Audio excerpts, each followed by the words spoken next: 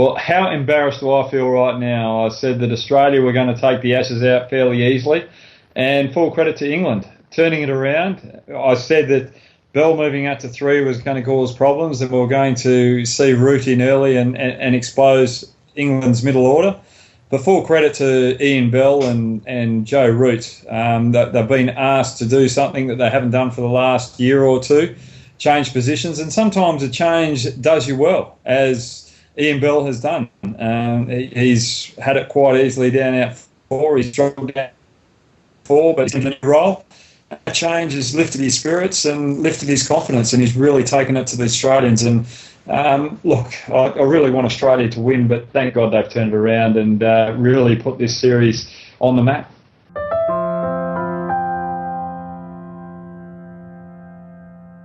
I think we're just the last Test match in Lords. I think everyone thought, even myself, thought that Australia was so far in front of England.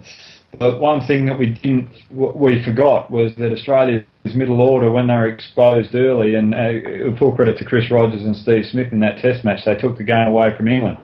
But it really took the pressure off that middle order, and our middle order's not standing up, just like England's in the first couple of Test matches as well. So we've really got some problems in our middle order. They've got to stand up. Otherwise, they're going to find themselves on the back burner when they get back to Australia, and new players are going to take those positions. I think the other issue was, too, if you look at our dismissals, we're playing from the crease, we're playing in front of our pad. We weren't waiting for the ball, apart from Chris Rogers. Chris Rogers showed everyone how to play. But with the ball moving around off the wicket, playing from the crease, chasing it, we just didn't have the answers, and we weren't waiting for the ball. So I think we've just got to find a new strategy to play the seaming wicket.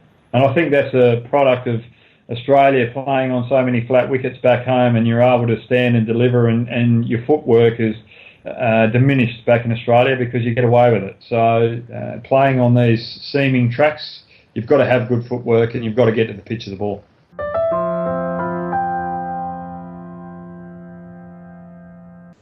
Well, he can't do anything more. He's working hard. He's being honest to the media as well. He's said that Australia are playing with 10 players at the moment, and he's the one that's letting him down, and that's full credit to the leader.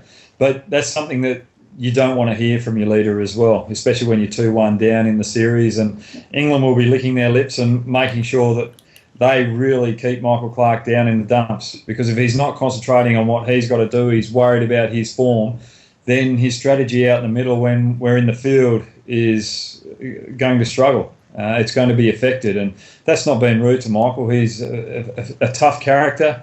He's been in the system for a very long time. He's a high-performing player, and his record speaks highly for itself. But you do go through those patches. Mark Taylor went through that patch where he had something like 6 or 8 ducks in a row, but they stuck with him. They stuck with him as the leader.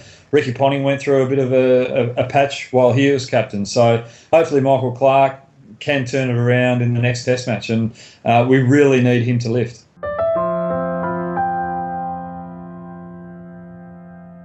No, I don't have any criticism for Australian bowling. What I do, when you get bowled out in the first innings, you bat first and you get bowled out for a mediocre total, you can't expect the bowlers to come out and save you all the time. And Australia have been 4-5 for 150 a number of times in the last 48 Test matches. I think it's 20 times now. And when your batting lineup's not delivering for your bowlers can't expect to save them all the time. And full credit to England batsmen as well. Joe Root, Ian Bell, Cook batted extremely well. And Mitchell Johnson came out in the second day and bowled some brute of deliveries to Bairstow and Stokes, and we thought the game was going to turn on its head.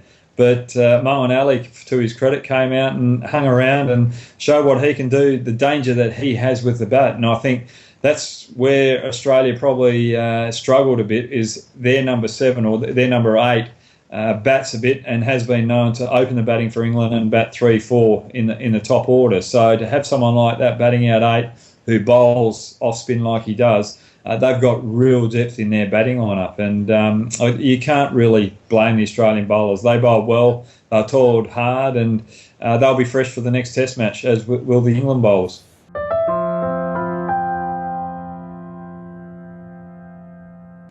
Yes, that's a big blow for the Test series, not just for England, but also for the viewer. You want the best players playing. You don't like seeing injuries, and it's really disappointing that he has pulled his side. He's a class act, and he's really shown that Australian batsmen have got weakness in swinging conditions and on seaming decks. He's bowled extremely well. There's no doubt about it, and this is really going to test England's depth with their bowling. Finn's come in, got 6 wickets. He came in replacing Wood. So whether they go with Wood or Plunkett or other bowlers that they've got, I think it's a bloke called Widget, a left-armer. I think that's his name. Sorry? Footed. Yes. So hopefully they step up to the plate and really put the pressure on the Australian batsmen, and we have a real close contest in the next Test match. And the series is alive and well. Don't just write off Australia.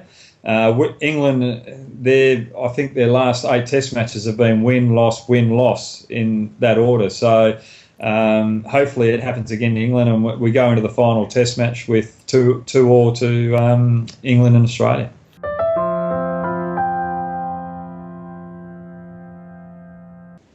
Yeah, definitely, and it just shows whether you're a player or you're making comments on the game can change very quickly and make you look stupid, as it did with me.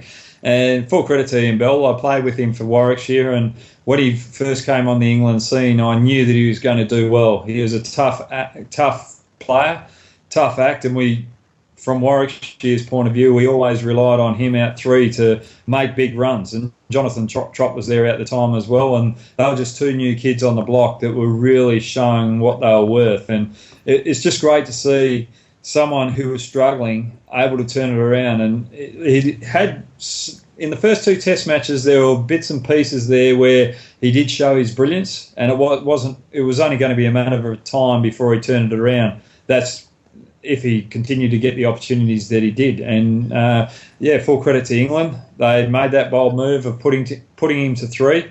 Their middle order was struggling, or their top order was struggling. Their middle order was strong, and to bring Joe Root up, who was doing really well from number 5, was a very bold move.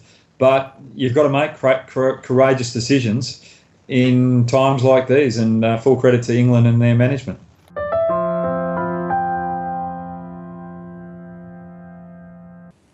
Actually, that's a very good point that you've brought up. I think Michael Clarke should go back to 5 and probably bring Adam Voges up to 4 where he bats for WA.